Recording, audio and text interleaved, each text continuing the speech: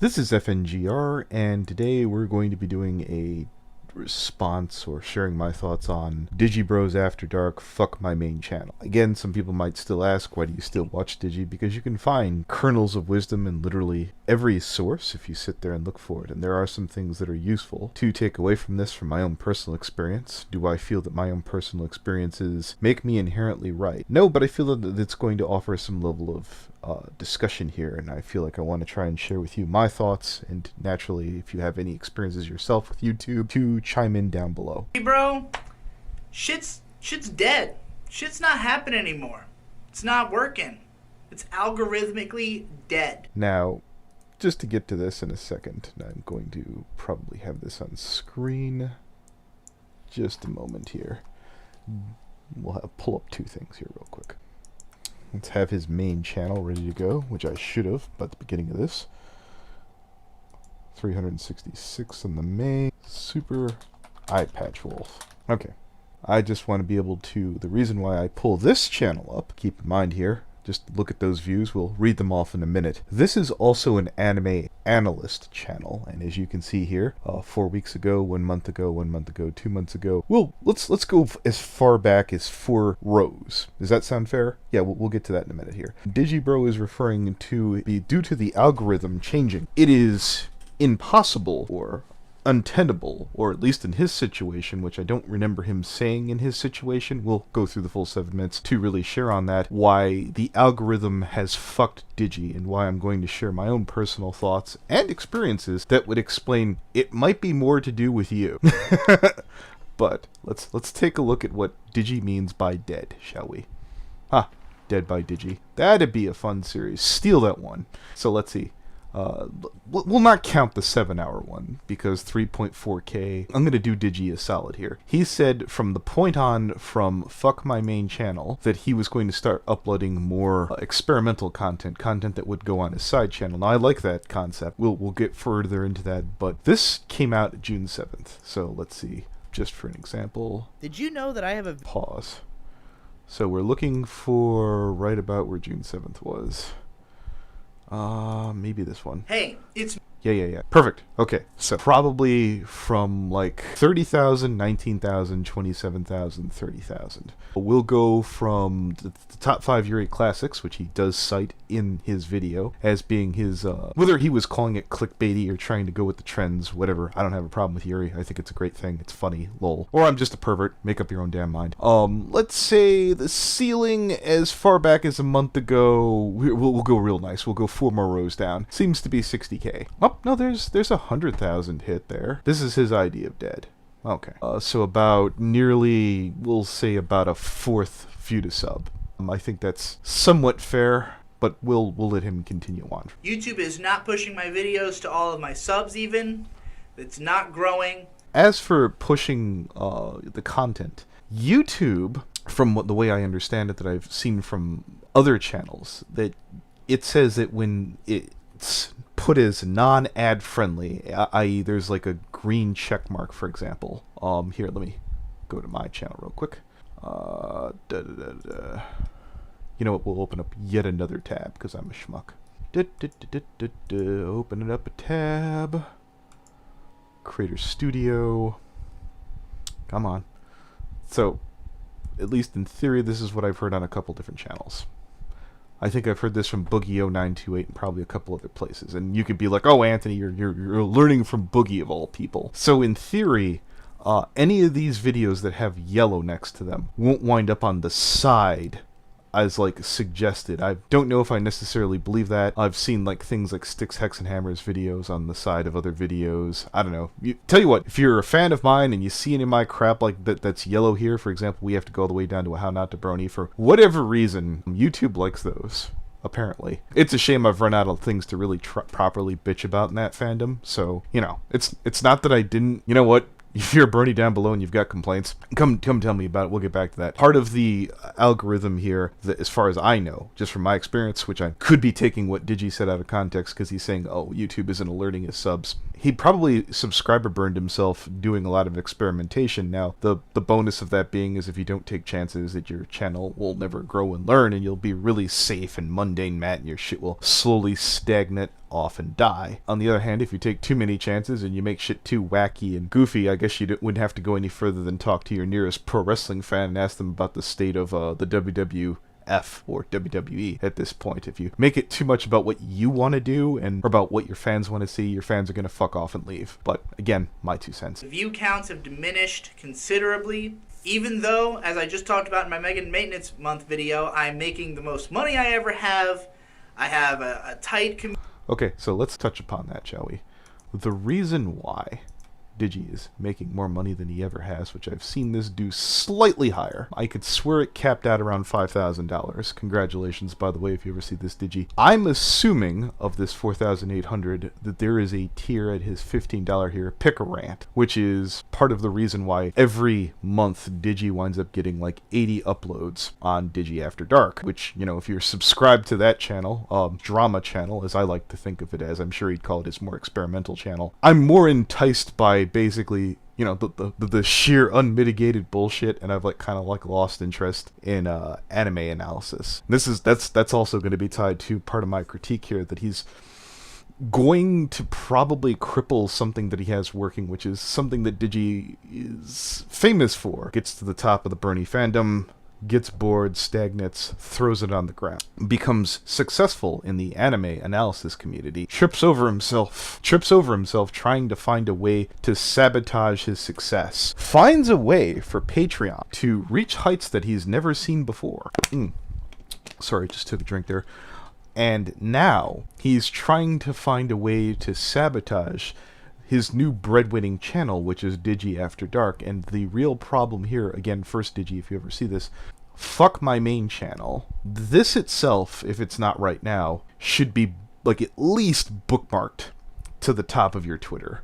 Like this needed to be here, and there needed to be a version of this on your main channel. Because on Digi After Dark, on just the rants alone, I feel like there's like, what, 80 videos? Or at least that's what you said. I wouldn't be surprised. You do a shit ton of rants that you try and grind out like over the last 3 days of the month, and that's how you get all that money. The fact that you just lit this kind of video, I would obviously click on something that says fuck my main channel, or fuck the main channel, because you know what, I'm just going to say it, I am a fan. It's the Floyd Mayweather excuse. If you show up to see someone lose day in and day out, you're there. You're a butt in the fucking seats, so to speak. Let's get back to it. Community of people watching me. People seem to be satisfied with the content that I'm making who are watching it, but not a lot of people are watching it. And the distinction between having a main channel and a side channel just doesn't make sense anymore, given the circumstances. That's not entirely true. I have a side channel which I inundate with like just complete throwaway goddamn podcasts. Now, if I were to put on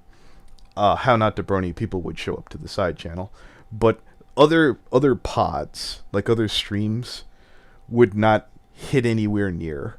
I understand that's slightly different content, but even if I'm covering, like, say, Mumkey Jones's, again, she's confessed to sleeping with a 15-year-old, so that's not me taking liberties with the story. I'm giving what, as I understand, to be a legal and medical term to a 21-year-old sleeping with a 15-year-old by calling her a pedophile. I'm not even using it as an insult. I'm using it as the proper terminology. If I would have put that same content that would have averaged about each one of those videos that I've done about at least 1,000. I know the podcast that did 2.5 hour video did 2,000. If I would have put any of those videos on the side channel, I don't believe they would have come anywhere near. I think they would have struggled to do 300 to 400 views. Perhaps the podcast would have probably brought in at least reasonable numbers on the side channel. I know also the fact that Mr. Medicare ended up finding that and tweeting it about it. But yeah, let's get back to this. It no longer makes any sense for me to, consider there to be some kind of delineation between what type of content is expected to reach a mass market and what type of content is expected to have more niche appeal if all of it is only reaching a niche anyway. Okay, now he does bring up later in the video that basically, the time and the effort that I put into specific things like anime analyst or anime analysis can only reach so far because it takes time and effort to make an analysis video. I would concur with that, Absolutely. If I've ever had to make an analysis video, and yes, if Digi, if you're watching this, you're laughing, you make yes, no, understand. Concede the fact that you're at a higher level than I. But at the same time, let's take a look at this, shall we? Let's see. Non-battle anime, 375,000 1 month ago, 276,000. Okay, that's pro wrestling, but even still, 558. My favorite things about winter, 200,000, 300,000, 700,000, 267,000. Everything. Everything's a hit. Everything is a hit, and with a 600,000 subscriber ratio here, my god. To say that it is impossible, because one of the excuses Digi says is that you need rapid upload. I'm going to go into that explanation right now from a personal perspective, and here's my first take on that. Being online has a domino effect. Each time that you wind up pissing off a patch of people, it may not seem like a lot at first. For example, when I ended up getting a second lease on life, so to speak, on YouTube, is when I started making the Cure the Wolf videos. So even when I started to branch out, and I would make them more about things like Foxler or Dogpatch Press, I was getting a success. I was certainly getting pull more than I was starting to become successful again. And I think it came from a lot of people who saw my videos about Kiro.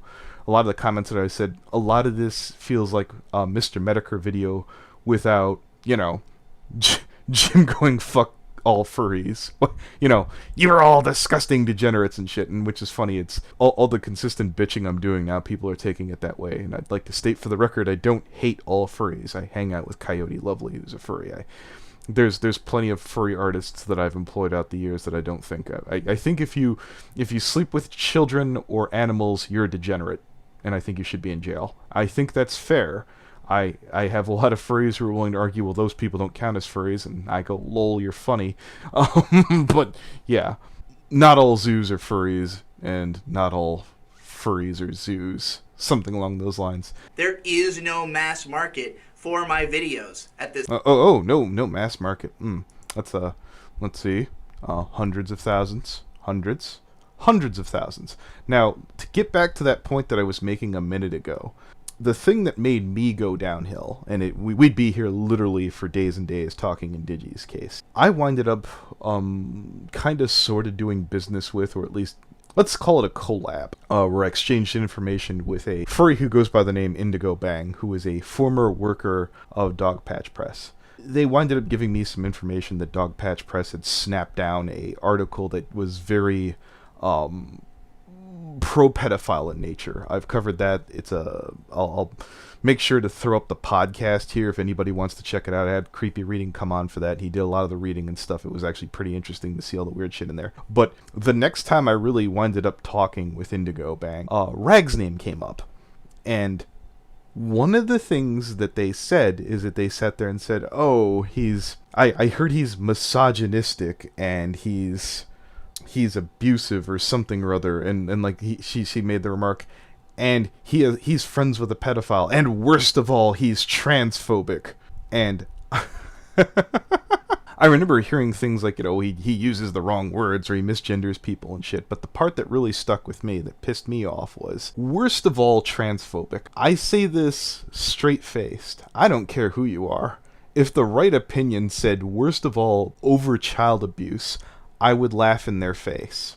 And that's where I started to push back at. The Cure the Wolf thing was that people understood incorrectly that I was comparable and a nicer person than Jim. Well, you can make up your own mind on that.